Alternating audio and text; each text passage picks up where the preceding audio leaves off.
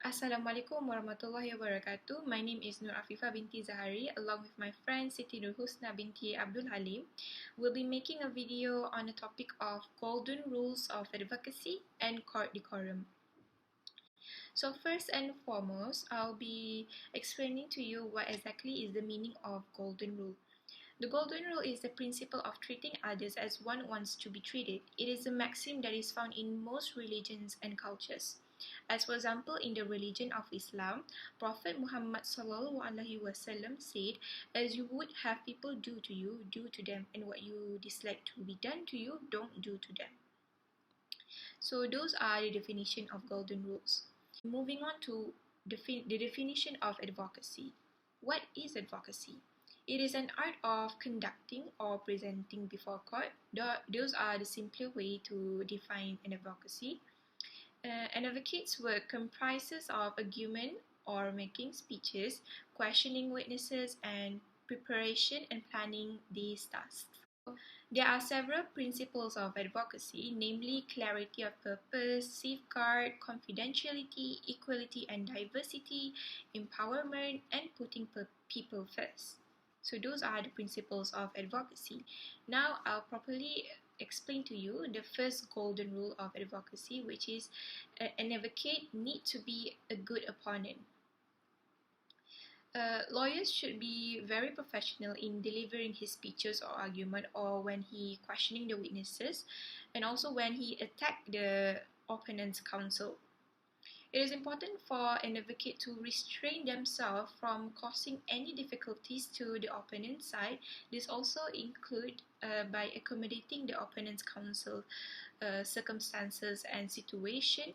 And secondly, is not to attack any personal issues or arguments towards the opponent counsel as it deems to be unprofessional. Now we'll be moving on to the second golden rule, which it is important for an advocate to be honest and straightforward while presenting their case, as it is their responsibility. And whenever they did any mistake or presenting false evidence or false defense, it is important for them to admit their witnesses in the most polite way possible. As for example, in the case of Kasinata Balindra Turaisingam against Majlis Pom Negara, the appellant refused to be given annual certificate because he was complained to the bar for being dishonest for misappropriation of funds amounting to Rm 2.8 million by the partnership. It was held that the court decided that dishonest lawyers should not be allowed to practice, and thus the lawyer was suspended.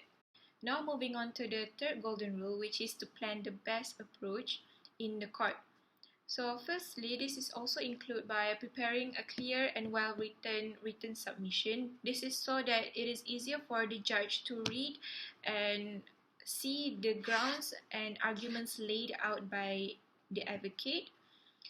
And also, it is important for an advocate to be realistic when writing their arguments and grounds, and also when delivering their arguments and speeches. Aside from that, it is important for an advocate to make the best approach possible when questioning witnesses and attacking the opponent's side. Now, I'll be sharing to you several rules I found in Advocates Practice and Etiquette Rules 1988, which are applicable to all the golden rules I have stated before. In Rule 9 is stated here that an advocate to undertake defense fairly and honorably, meaning he needs to present every defense that the law permits regardless of the accused's personal opinion. And then in Rule 13, advocate to guard against any insulting or annoying questions, which is wrongful and unethical for them to channel questions which are only intended to annoy or insult the opponent's side. Now, in Rule 35, we can see here that advocate not to abuse confidence reposed in him by client. Firstly, he need not to gain any advantage for his personal benefits, and also secondly, it is important for him to preserve his client's confidence throughout the court's trial. And those are the golden rules for advocacy. Assalamualaikum warahmatullahi wabarakatuh. My name is Siti Nurusna binti Abdul Halim and I will be presenting about decorum of the court. The word decorum derived from Latin words which are decorous, decor and decorous. The word decorous means proper, becoming, handsome, while the noun decor means beauty and grace. The adjective decorous means well-behaved in a particular situation. Both decorum and decorous are often used to describe behavior in a classroom or courtroom. Court decorum is essential for making a good impression to the counsel. The most important decorum is the appearance of the counsels. They have to wear proper court attire when appearing in the court. For men, they have to wear white long sleeve shirt with white wing collar and bib, dark loose slacks, black jacket and black robe, dark shoes. They are also allowed to wear songkok and turban. As for women, the only differences are that they might wear either dark skirt below the knee or dark loose trousers. Open-toed shoes or sandals are also not allowed. It must be noted that dark colours in court attire contexts are black, navy blue and dark grey. Those guidelines mentioned are specifically for open court proceedings which take place in Federal Court, Court of Appeal, High Courts and Special Court.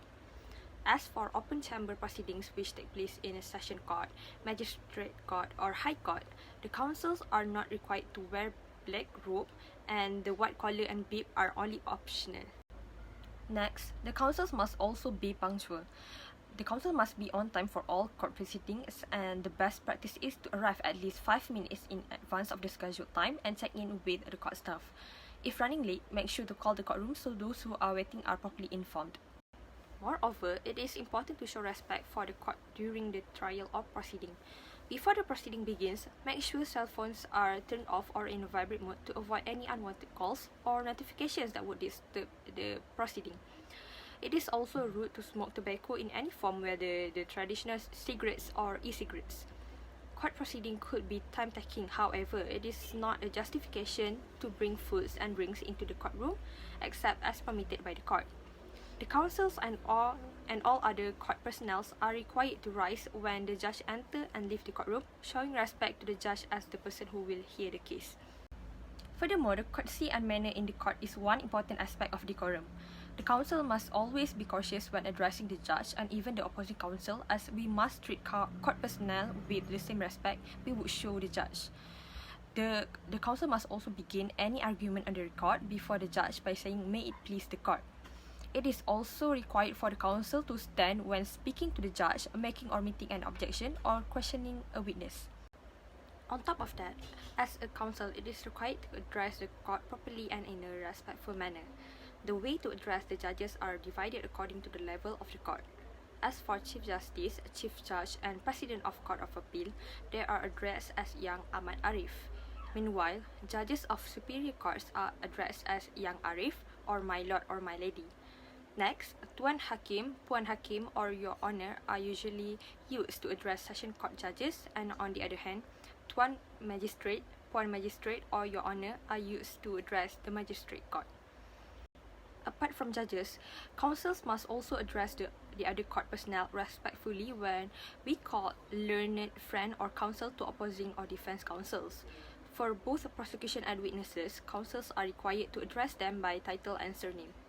In addition, quarrel between parties often happens in court, therefore emotions and anger must be controlled to avoid any unnecessary fight in court. As a counsel, we must not act childish by making ad hominem remarks to opposing counsel or be sarcastic in either the oral arguments or written briefs.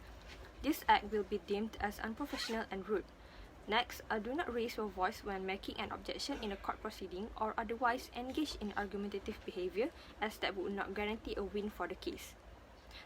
But instead, that would just leave a bad and negative impression to the court audience and especially to the judge who might hear our case in the future. Use a persuasive tone instead to make the judge agree with our arguments. Lastly, do not argue with the judge or express discontent after the judge has ruled on an objection or other issue, as it would be regarded as rude and improper behaviour in court. Decorum of the court must always be practiced to avoid any unnecessary emotions that would lead to quarrels. In conclusion, court decorum is vital in maintaining not only the integrity of the court but also the integrity of judicial system as a whole. Therefore, all legal practitioners must abide by the decorum of the court to ensure that these integrity are protected.